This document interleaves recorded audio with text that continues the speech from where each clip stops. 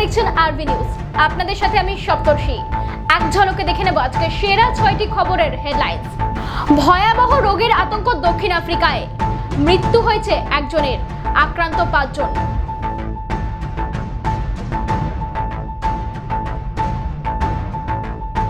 পঁয়তাল্লিশ জনের দেহাবশেষ অবশেষে আসলো ভারতে।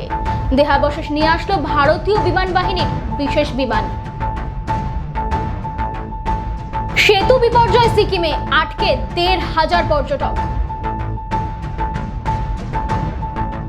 G7 সামিটে যোগ দিতে ইতিমধ্যে ইতালি পৌঁছে গেছেন প্রধানমন্ত্রী। কি এজেন্ডা রয়েছে এর পেছনে?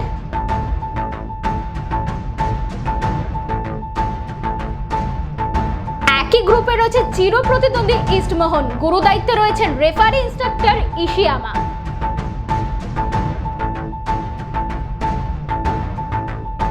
স্বস্তির বৃষ্টি কবে?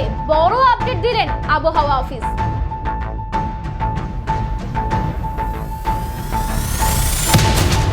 বুধবার 12 জুন রাতে এক প্রতিবেদন থেকে প্রাথমিকভাবে এই তথ্য জানা যায়।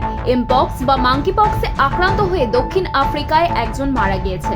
মাঙ্কিপক্স সংক্রমণে আফ্রিকার এই দেশটিতে এটি প্রথম মৃত্যু। এছাড়া দেশটিতে চলতি বছর আরও কয়েকজনের শরীরে এই রোগ শনাক্ত হয়েছে এবং এই সংখ্যাটা 5-এর মতো। জো ফালা বলেছেন, এই বছর দেশে 5 জন এমপক্সে সংক্রমিত হয়েছে, যার মধ্যে গাউটেং এর আরও এক ব্যক্তি রয়েছে। এছাড়া অন্য 3 জন কোয়াজুলু নাটালের বাসিন্দা। তিনি বলেন, সংক্রমিত সকলেই 30 থেকে 39 বছর বয়সী পুরুষ।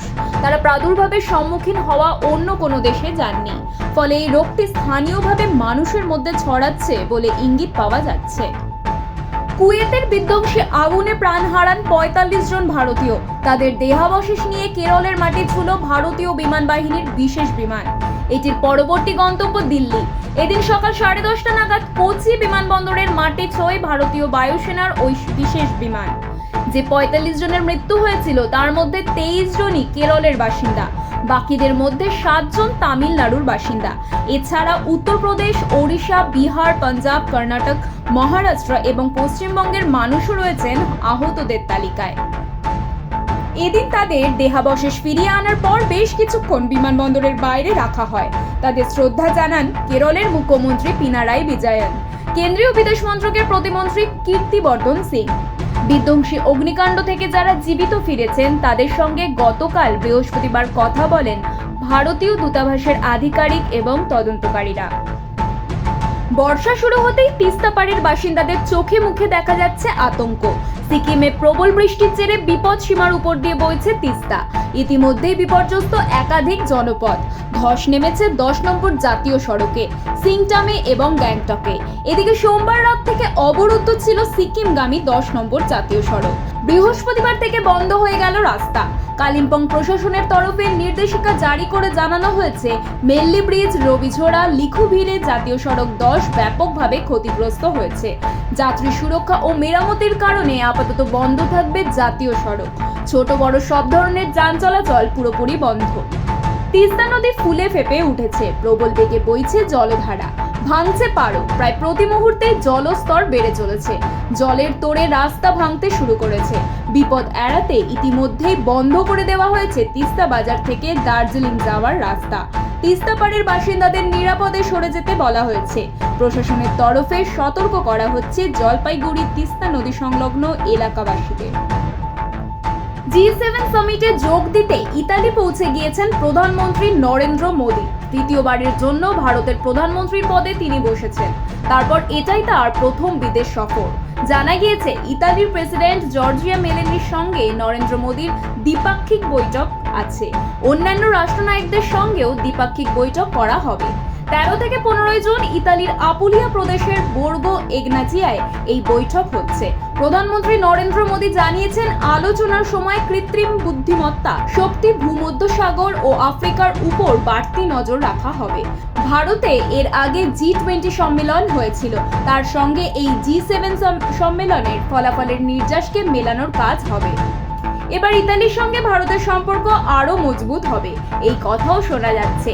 ইন্দো প্যাসিফিক ও ভূমধ্যসাগরীয় অঞ্চল নিয়ে দুই দেশের মধ্যে সহযোগিতা আরও ভালো হবে, এই কথাও অনুমান করা হচ্ছে। সপ্তাহ দুয়েক পর শুরু শহরের সেরা দল হওয়ার লড়াই। যতই জুন জুলাই জুড়ে ফুটবল পাগল বাঙালিদের চোখ কোপা আমেরিকা ও ইউরো কাপে থাকুক না কেন, শহরের তিন প্রধানও কিন্তু এই সময় কলকাতা ময়দান দাপাবে। এবার একই গ্রুপে রয়েছে দুই চির প্রতিদ্বন্দ্বী ইস্ট বেঙ্গল মোহনবাগান, যার মানে গ্রুপ লিগেই হচ্ছে বড় ম্যাচ। অন্য গ্রুপে রয়েছে গতবারের চ্যাম্পিয়ন মোহামেডান স্পোর্টিং ক্লাব। এবার মোট 26 দলের লিগ দেখা যাবে। প্রতিটি গ্রুপে রাখা হয়েছে 13টি করে দল। 25 জন উদ্বোধনী ম্যাচে মোহামেডান খেলবে ওয়ারির বিরুদ্ধে। ইস্টবেঙ্গলের লিগ অভিযান শুরু হচ্ছে টালিগঞ্জ অগ্রগামীর বিরুদ্ধে। আপাতত জানা যাচ্ছে যে চতুর্থ রাউন্ডে নাকি ডার্বি হতে পারে। মহরণের দিনক্ষণ যদিও ঘোষণা করেনি আইএফএ। শনিবার বিকেল পর্যন্ত তীব্র তাপপ্রবাহের পরিস্থিতি এবং তাপপ্রবাহের সতর্কতা পুরুলিয়া, পশ্চিম বর্ধমান, পশ্চিম মেদিনীপুর জেলাতে। মৃদু তাপপ্রবাহ বা তার অনুরূপ অর্থাৎ ফিল লাইক পরিস্থিতি থাকবে ঝাড়গ্রাম ও বাঁকুড়া জেলাতে। চূড়ান্ত অস্বস্তিকর ঘর্মাক্ত আবহাওয়া থাকবে হুগলি, পূর্ব বর্ধমান, বীরভূম এবং মুর্শিদাবাদ জেলাতে। বাকি জেলাতেও গরম ও অস্বস্তিকর আবহাওয়া থাকবে। ভারী বৃষ্টি চলবে উত্তরে। কালকের পর বৃষ্টি কিছুটা বাড়বে কলকাতায়। আজকের সেরা ছয় এই পর্যন্তই। এরকম আরো নানান খবর পেতে আমাদের সাথে থাকুন, লাইক, শেয়ার এন্ড সাবস্ক্রাইব করুন। আরভি নিউজ, জেগে ওঠো কলকাতা।